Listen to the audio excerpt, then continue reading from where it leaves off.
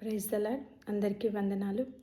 అనుదిన వాక్యంలో భాగంగా ఈరోజు ధ్యానించుకునే అంశము దేవుని దృష్టి.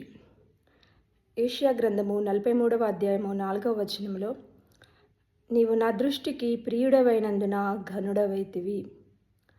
మనము దేవుని దృష్టికి ప్రియుడిగా ఉండాలంట. ఇంకా చూస్తే వాక్యంలో, యథార్థ హృదయాలను బలపరచుటకే యెహోవా కనుదృష్టి లోకమందంతటా సంచారము చేయుచున్నది.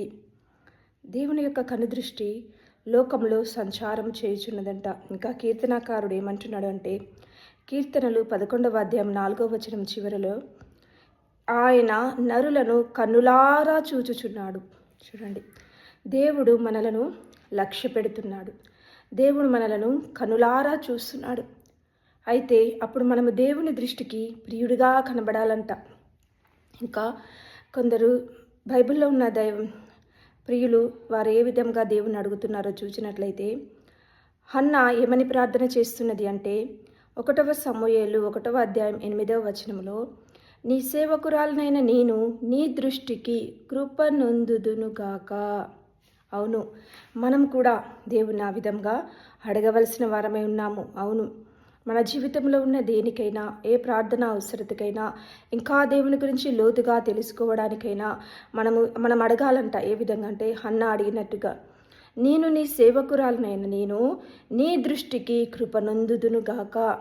ఆమేన్. మనం కూడా దేవుని దృష్టికి కృపనొందునట్లుగా ఆయనను మనము ఆ విధంగా దేవుని అడిగి పొందుకొనవలసిన వారమే ఉన్నాము. ఇంకా చూస్తే నెహెమ్యా ఏమని అడుగుతున్నాడు అంటే, నెహెమ్యా గ్రంథము 5వ అధ్యాయము 19వ వచనంలో, నా దేవా, ఈ జనులకు నేను చేసిన సకలమైన ఉపకారములను బట్టి నాకు మేలు కలుగునట్లుగా నన్ను దృష్టించుము. చూడండి, హన్నా ఆ విధంగా అడిగింది, నీ దృష్టికి నేను కృపనొందాలి దేవా, నువ్వు నన్ను చూచినప్పుడు నీకు కృప కలగాలి దేవా అని హన్నా అడిగినట్లుగా ఇక్కడ నెహెమ్యా కూడా అంటున్నాడు, నాకు మేలు కలుగునట్లుగా నన్ను దృష్టించుము అంటున్నాడు. చూడండి, నెహెమ్యా దేవుని కొరకు ఉపవాసం చేసినాడు.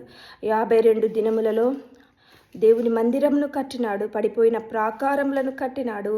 అయితే దేవుని ఏమడుగుతున్నాడంటే, నాకు మేలు కలుగునట్లుగా నన్ను దృష్టించండి. అవును, మనం కూడా దేవా నీ దృష్టి మా మీద ఉండాలి అని అడగవలసిన వారమై ఉన్నాము.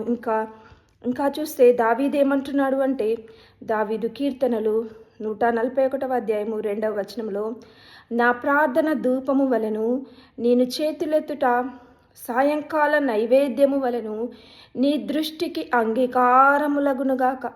చూడండి, ఇక్కడ దావీదు ఏమంటున్నాడు, దేవా నా ప్రార్థన నేను చేతులెత్తుట అనేది నీకు అంగీకారములగునుగాక, నీ దృష్టికి అంగీకారములగునుగాక. అంటే చూడండి, దేవుడు వ్యక్తిగతంగా మనలను చూచే దేవుడై ఉన్నాడని హన్నా ప్రకటిస్తున్నది.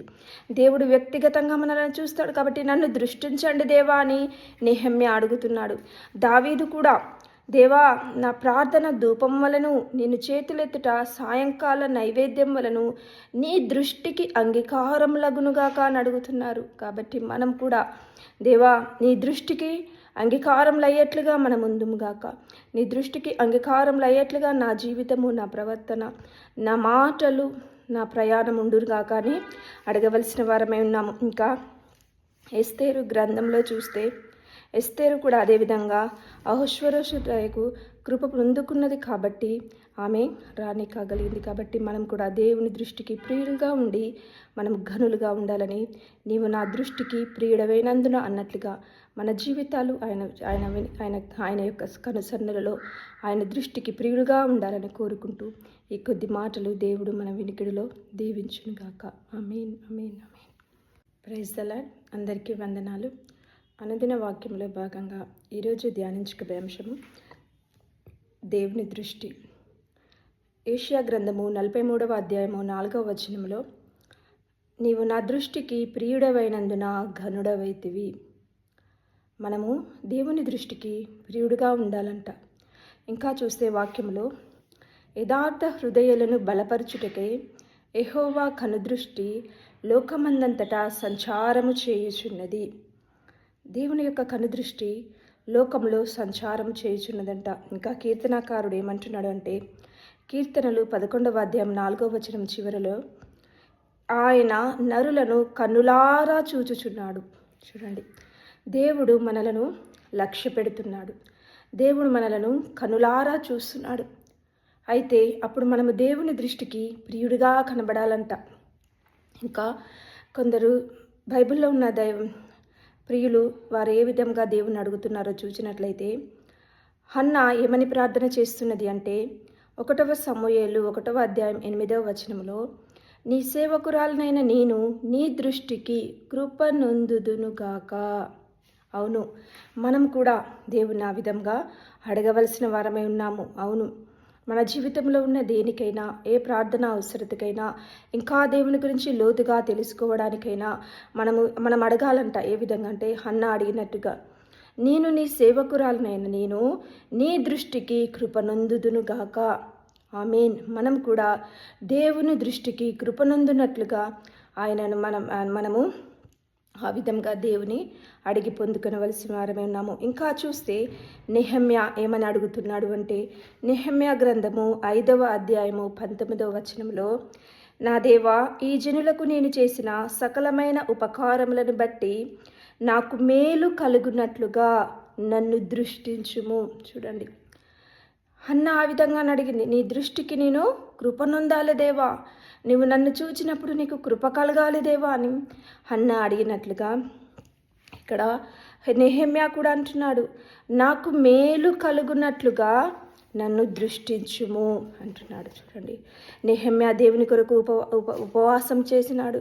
52 దినములలో దేవుని మందిరంను కట్టినాడు, పడిపోయిన ప్రాకారములను కట్టినాడు.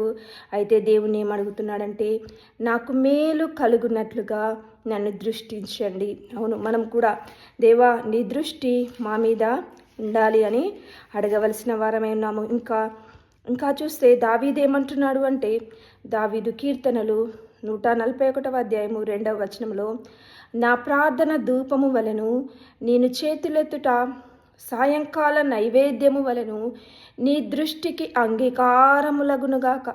చూడండి, ఇక్కడ దావీదు ఏమంటున్నాడు, దేవా నా ప్రార్థన నేను చేతులెత్తుట అనేది నీకు అంగీకారములగునుగాక, నీ దృష్టికి అంగీకారములగునుగాక. అంటే చూడండి, దేవుడు వ్యక్తిగతంగా మనలను చూచే దేవుడై ఉన్నాడని హన్నా ప్రకటిస్తున్నది. దేవుడు వ్యక్తిగతంగా మనల్ని చూస్తాడు కాబట్టి నన్ను దృష్టించండి దేవా అని నెహెమ్యా అడుగుతున్నాడు.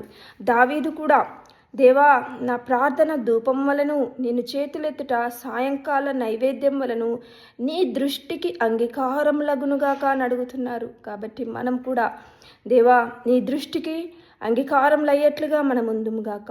నీ దృష్టికి అంగీకారములు అయ్యేట్లుగా నా జీవితము, నా ప్రవర్తన, నా మాటలు, నా ప్రయాణం ఉండురుగాక అని అడగవలసిన వారమై ఉన్నాము. ఇంకా ఎస్తేరు గ్రంథంలో చూస్తే ఎస్తేరు కూడా అదేవిధంగా అహశ్వరోషుకు కృప పొందుకున్నది కాబట్టి ఆమె రాణి కాగలిగింది. కాబట్టి మనం కూడా దేవుని దృష్టికి ప్రియులుగా ఉండి మనం ఘనులుగా ఉండాలని, నీవు నా దృష్టికి ప్రియుడవైనందున అన్నట్లుగా మన జీవితాలు ఆయన యొక్క కనుసన్నలలో ఆయన దృష్టికి ప్రియుడుగా ఉండాలని కోరుకుంటూ ఈ కొద్ది మాటలు దేవుడు మన వినికిడిలో దీవించునుగాక. ఆమేన్, ఆమేన్, ఆమేన్.